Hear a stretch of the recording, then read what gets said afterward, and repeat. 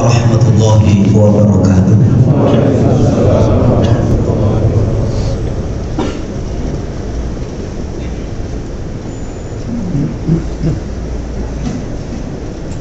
Allahu Akbar, Allahu Akbar, Allahu Akbar, Allahu Akbar, Allahu Akbar, Allahu Akbar, Allahu Akbar, Allahu Akbar, Allahu Akbar, Allahu Akbar, Allahu Akbar kabira, walhamdulillahi katsira, wa subhanallahi bukratan wa asila.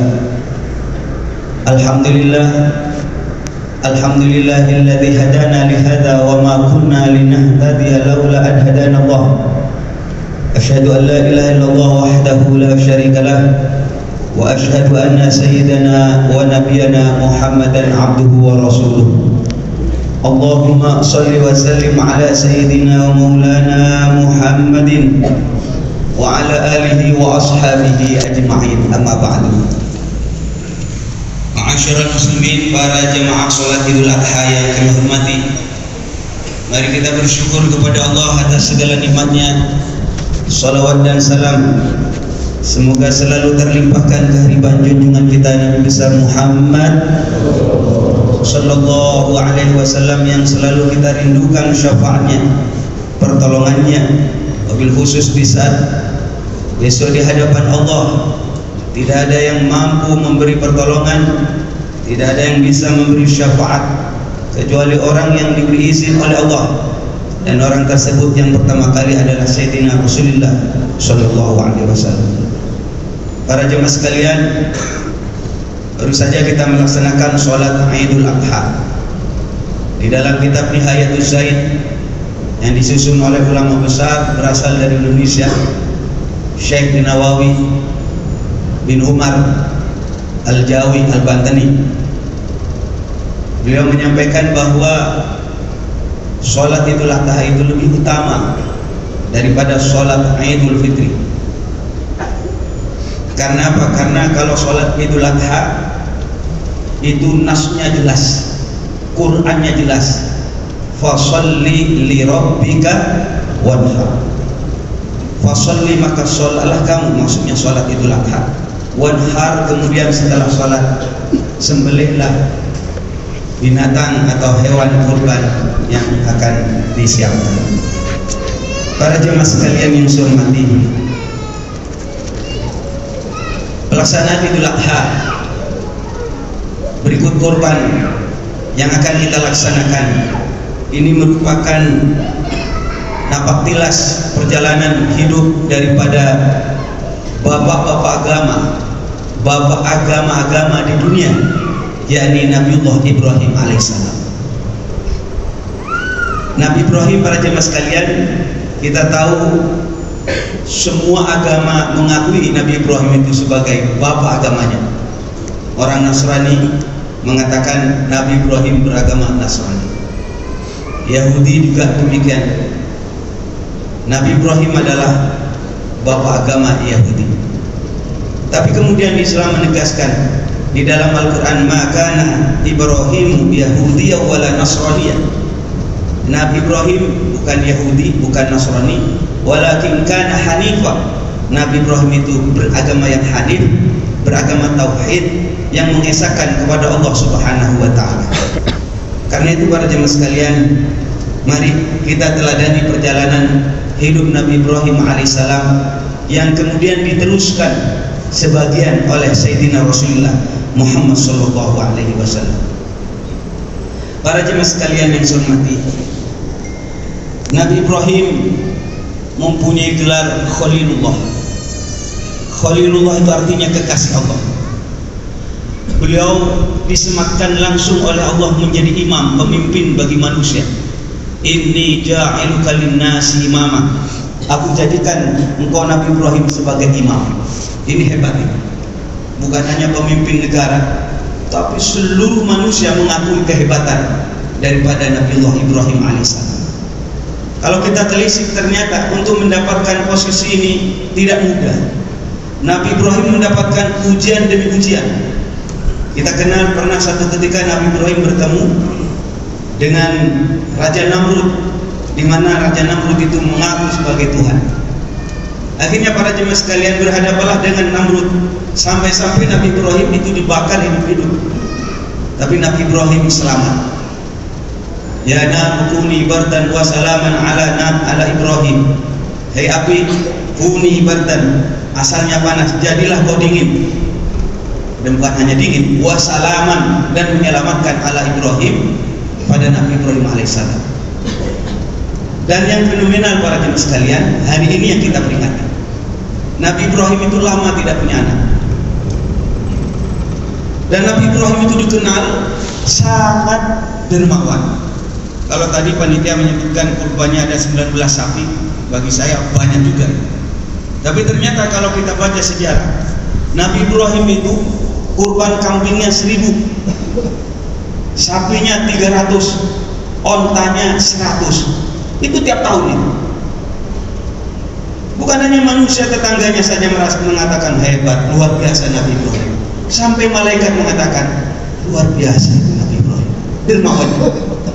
Nabi Ibrahim itu saking dermawannya tidak mau makan kecuali mengajak tetangga-tetangganya. Dermawan.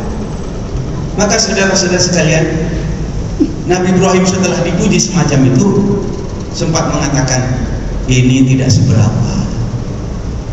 Andaikan saya dikasih oleh Allah seorang anak, seorang putra, dan Allah meminta agar dijadikan kurban, saya kurbankan.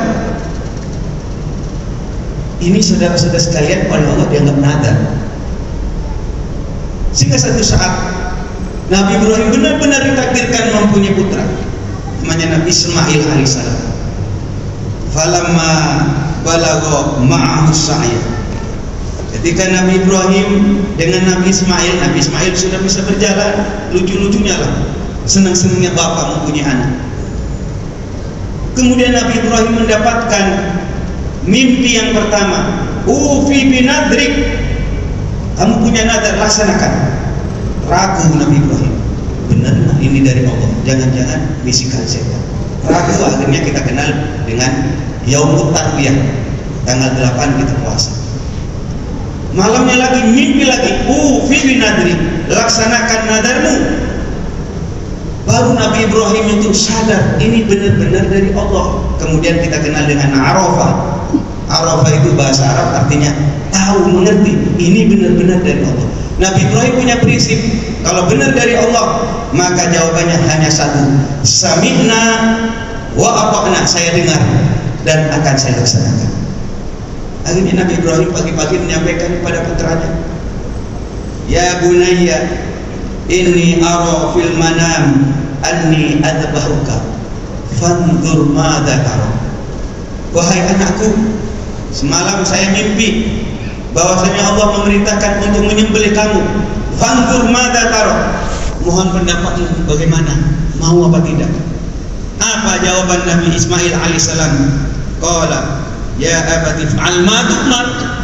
Kalau memang dari Allah, ya abati, wahai bapakku, tu'mar. Ya abati fa'al, ya abati if'al ma tu'mar. Kerjakan apa yang diperintahkan oleh Allah.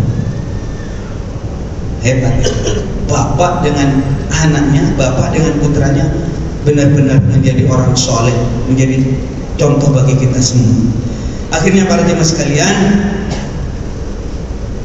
kemudian sejarah mencatat wa fadainahu bidzibin hadzim, dan ternyata itu hanya ujian dari Allah, dan sejarah mencatat yang disembelih pada waktu itu diganti oleh Allah menjadi domba yang besar.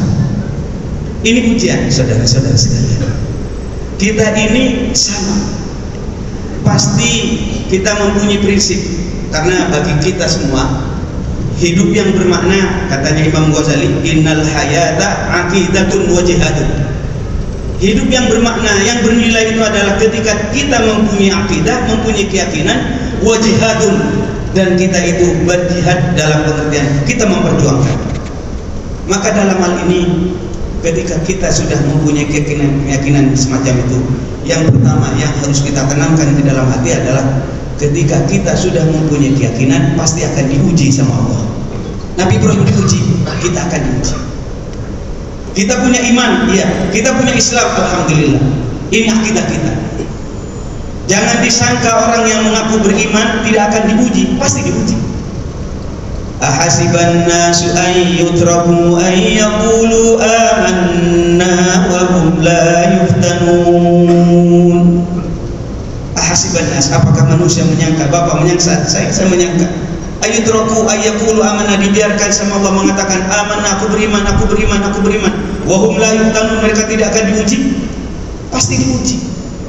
Dan namanya ujian ya suka-suka nggak ngasih tahu. Kalau dikasih tahu namanya nyontek gitu. Karena itu saudara-saudara sekalian, di saat ujian datang, sudah direncanakan baik-baik, berobat sudah, ikhtiar sudah, di jalan sudah hati-hati. Ada ujian, ada musibah. Musibah itu kullu ma'asal mukmin, apa saja yang menyusahkan orang mukmin adalah musibah. Di luar jangkauan kita, di luar rencana kita, baru kita katakan kita harus bersabar. Orang sabar itu mengatakan inna lillahi wa inna ilaihi raji'un. Kita miliknya Allah dan kita akan kembali kepada Allah. Ini yang pertama. Karena itu ketika kita mempunyai sebuah keyakinan akidah yang benar, tadi kita bersama-sama sholat. Dalam sholat kita mengatakan wa ana minal muslimin, saya bagian daripada orang Islam, maka pasti akan diuji sama Allah. Sabarlah para jemaah sekalian, sabar menjalankan taat, sabar menghadapi ujian maksiat, sabar dalam menghadapi musibah. Yang kedua, pelajaran yang bisa kita ambil dari peristiwa Idul Adha ini adalah di saat kita menjalani kehidupan dan kita mempunyai sebuah keyakinan, akidah, ideologi, maka saudara-saudara pasti harus diperjuangkan.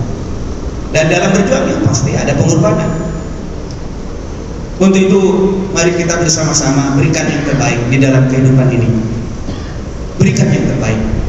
Kalau Nabi Ibrahim pernah mengorbankan putranya Nabi Ismail alaihissalam, kita juga harus mampu memberikan yang terbaik untuk agama kepada Allah Subhanahu wa ta'ala.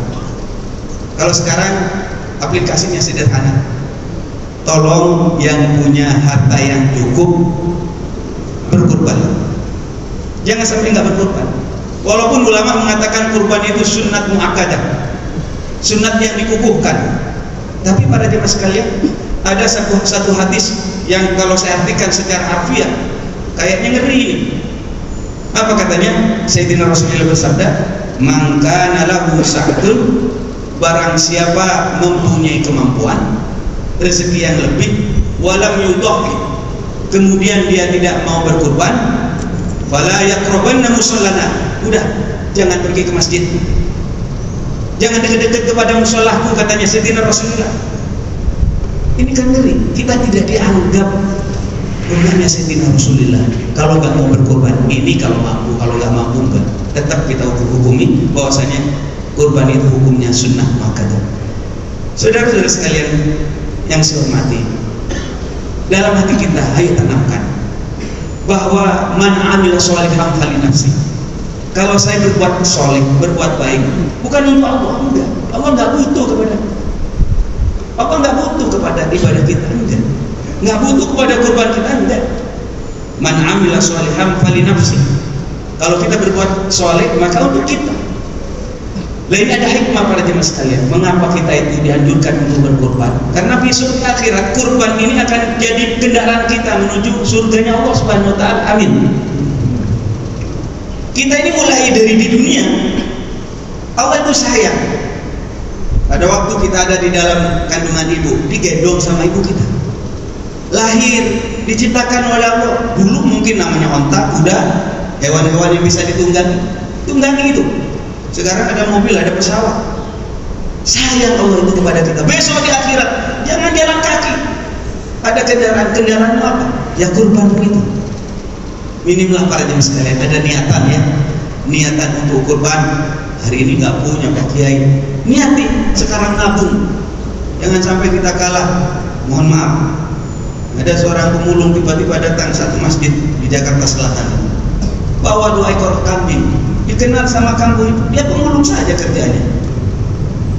Nah ini kita yang disebut orang hebat, orang kaya, tetapi tidak mau berkorban. Niatin, mungkin sekarang tidak, tapi pastikan minimlah seumur hidup itu ada korban satu buat kendaraan kita besok. menuju surga Allah Subhanahu wa taala. Sebagai catatan kita, sekali lagi, ketika kita sedang memberi, sejatinya kita sedang mengambil lebih banyak. Bapak bersedekah berapa? 10 juta. Sejatinya Bapak dengan saya sedang mengambil lebih banyak. Karena apa? Rasulullah menegaskan, mana kosong malun min sedekatin, hartamu tidak akan berkurang oleh sebab bersedekah.